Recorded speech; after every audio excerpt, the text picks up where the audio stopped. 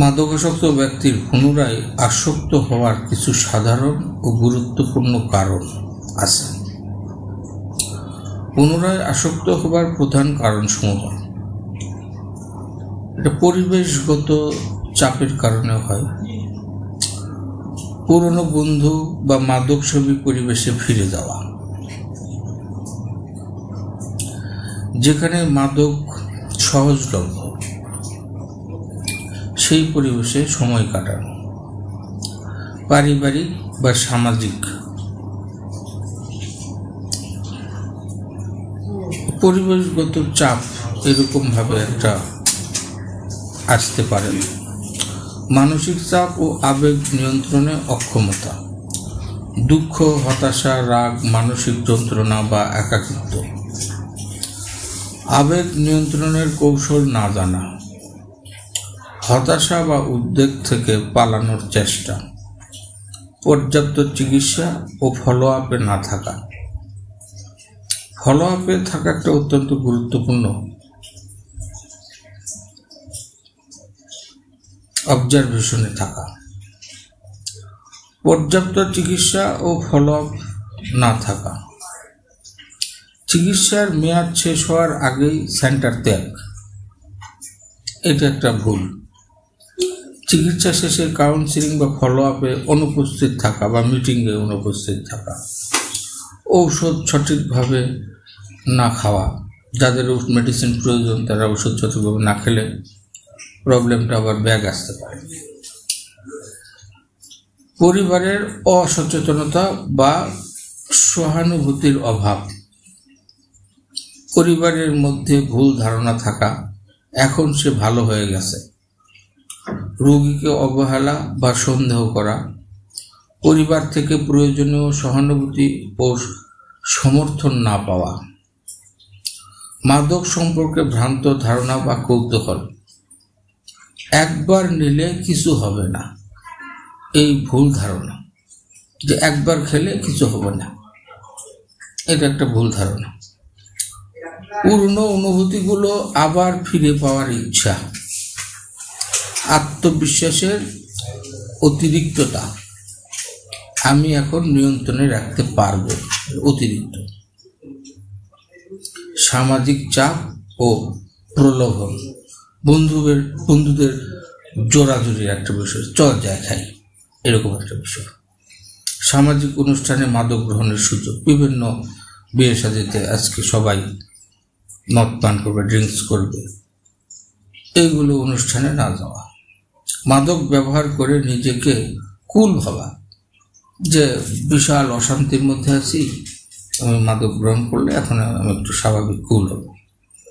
পুনরায় আসক্তি প্রতিরোধে করণীয়, দীর্ঘমেয়াদী চিকিৎসা ও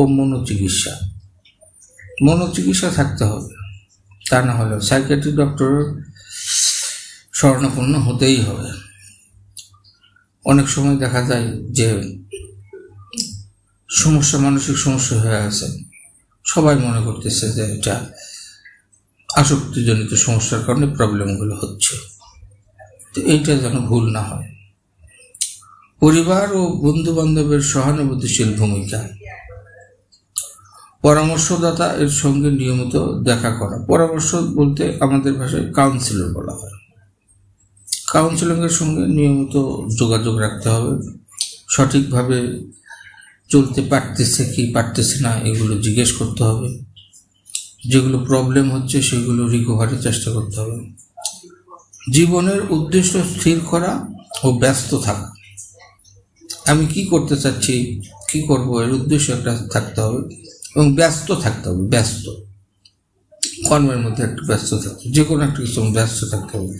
অলস মস্তিষ্কে থাকা যাবে না, কোনো কাজই নাই এরকম পরিস্থিতি থাকা যাবে না। মাদক মুক্ত পরিবেশে থাকার চেষ্টা করতে হবে, যেখানে মাদক নিতে গেলেও, মাদক খেতে চাইলেও তার মানে হয়তো দেখা যাচ্ছে যে 5 কিলো 10 কিলো দূরে যেতে হচ্ছে, অনেক কিছু। এর মধ্যে মন মানসিকতা আবার চেঞ্জ হয়ে যাবে। এর জন্য যেখানে হাতের নাগালে মাদক পাই ওই পরিবেশে না থাকা, দূরে থাকা, এগুলো বিষয় মানতে হবে, জানতে হবে, পুনরায় বারবার রিভাইজ করতে হবে। এগুলো মনে করা যাবে না যে আমার সুস্থতা বয়স অনেক দিন হয়ে গেছে, এখন মাদকসেবী বন্ধুদের সঙ্গে মিশলে কোনো সমস্যা নাই, এরকম মনে করা যাবে না। যেখানে সহজলভ্য মাদক পাওয়া যায় সেখানে থাকলে কোনো সমস্যা হবে না। যত দুঃখই আসুক আমার কোনো ভয় নাই, যত হতাশা আসুক আমার কোনো ভয় নাই, আমি সুস্থ থেকে শিখে গেছি। যত রাগ হোক কোনো সমস্যা নাই। হ্যাঁ, এগুলো মেনে চলতে হবে। কাউন্সিলর সাহেবের সঙ্গে এখন সম্পর্ক না রাখলেও চলবে। ভালো হয়ে গেছি, ডাক্তার হয়তো কোনো মেডিসিন দিয়ে রাখছে, সেই ওষুধ এখন না খেলেও চলবে। এগুলো ভুল করা যাবে না। এগুলো ভুল করলে আবার বিপদে পড়তে পারে। ফ্যামিলির দিক থেকে কিছু বিষয় আছে যে রুগীকে অবহেলা করে, তোকে দিয়ে আর কিচ্ছু হবে না, বারবার সন্দেহ করা। মাদকাসক্ত অবস্থায় হয়তো বা টাকা পয়সা এদিক ওদিক করছে বা টাকা চুরি করছে, এখন করে না, তবুও হয়তো যে কোনো একটা কারণে হয়তো একটা কিছু পাচ্ছে না, তাকে দোষারোপ করা। এই বিষয়গুলো ফ্যামিলির সদস্যদের মেনে চলতে হবে। আসক্তদের বিভিন্ন যে বিষয়গুলো নিয়ে আলোচনা করা হলো, এগুলো নিয়ে তাদের অবহেলা করা যাবে না, এগুলো মেনে চলতে হবে। যতদিন এই বিষয়গুলো মেনে চলবে ততদিন সে সুস্থ থাকবে, তার আসক্ত ব্যক্তি। তা না হলে সুস্থতা হারাবে, তখন চিকিৎসার ভুল হয়েছে, কি চিকিৎসা করলো, এরকম ধরনের কথাবার্তা তখন আসবে। তো এগুলো খুব সূক্ষ্ম বিষয়। ফ্যামিলি, বিশেষ করে প্যারেন্টসদের একটা বিষয়, এগুলো জেনে থাকতে হবে। না জানলে মানবে কিভাবে? জানতে হবে যে আমাদের যেরকম প্রতিষ্ঠানে যে রোগীগুলো ভর্তি করায়,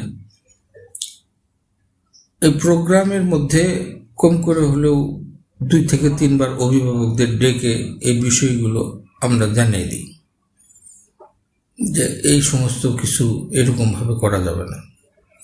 একটা ছেলে চিকিৎসা শেষে হয়তো হুট করে একটা আবদার করে বসতেছে মোটরসাইকেল, না তোমাকে মোটরসাইকেল, বাচন ভঙ্গিগুলো একটু চেঞ্জ করে আনতে হবে। তা না হলে হয়তো বা সামান্য একটা কথার জন্য তার সিদ্ধান্ত চেঞ্জ করে নিতে পারে। এর জন্য গুরুত্ব সহকারে সেন্টার, ক্লায়েন্ট, অ্যাডিক্ট এবং অ্যাডিক্ট গার্ডিয়ান 3টার সমন্বয়ে চলতে হবে। সেন্টার ছাড়া যাবে না। অভিভাবক বৃন্দ হাল ছেড়ে দেওয়া যাবে না, ছেলে সুস্থ হয়ে গেছে এখন আর দরকার নেই, এরকম করা যাবে না। আর যে আসক্ত, যে রুগী, তাকে তো সর্বদাই সবসময় এই নিয়মের মধ্যে থাকতে হবে। অনেকে বিভিন্নজন বিভিন্নভাবে এরকম উদাহরণ দেয় যে আমি বাসের ড্রাইভার ছিলাম, 20 বছর যাবত ড্রাইভিং করি, এখন আমি সামনের দিকে তাকাবো না, এখন আমি স্টিয়ারিং ধরবো ছাড়বো, ব্রেক ধরবো ছাড়বো, ঠিক ঠিকানায় মন চালে ক্লাস ধরলাম ছাড়লাম, তার মানে এগুলো উলটপালট, গাড়ি অ্যাক্সিডেন্ট হয়ে গেল। তো এর জন্য রিকভারি একটা জার্নি, এই জার্নি সর্বদাই সবসময় চলমান আছে। ঘুম অবস্থাও এটা চলে, জাগ্রত অবস্থাও চলে। যতদিন মাদক মুক্ত ভাবে বেঁচে থাকতে চাইবে ততদিন পর্যন্ত এই নিয়ম কানুন মেনে চলতে হবে। নিয়ম ছেড়ে দিবে, নিয়মের বাইরে চলে যাবে, বিপদের মধ্যে চলে যাবে, মাদক চলে আসবে। মাদক খুব বহুরূপী। আপনজন মারা গেছে, 10 জন কান্নাকাটি করতেছে, শোক করতেছে, যার মধ্যে মাদকের এই সমস্যা আছে, সে চিন্তা করতেছে যে আমার এই আপনজন মারা গেল, ভুলে থাকার জন্য আমাকে মাদক গ্রহণ করতে হবে। সর্বদাই বিভিন্নভাবে মাদক আসতে পারে, বিভিন্নভাবে মাদক একটা মাদকাসক্তের কাছে আসে, বিভিন্নভাবে আসে। অতিরিক্ত আনন্দ, আজকে আমি এত আনন্দিত, আনন্দটা আরো ভালো হবে যদি আমি একটু মাদক গ্রহণ করি। বিভিন্নভাবে খুব সচেতন থাকতে হবে। সচেতনতার অভাব দেখা দিবে, মাদক চলে আসবে। আজকে এ পর্যন্তই, আবারও আরেকদিন কথা হবে। ধন্যবাদ সবাইকে।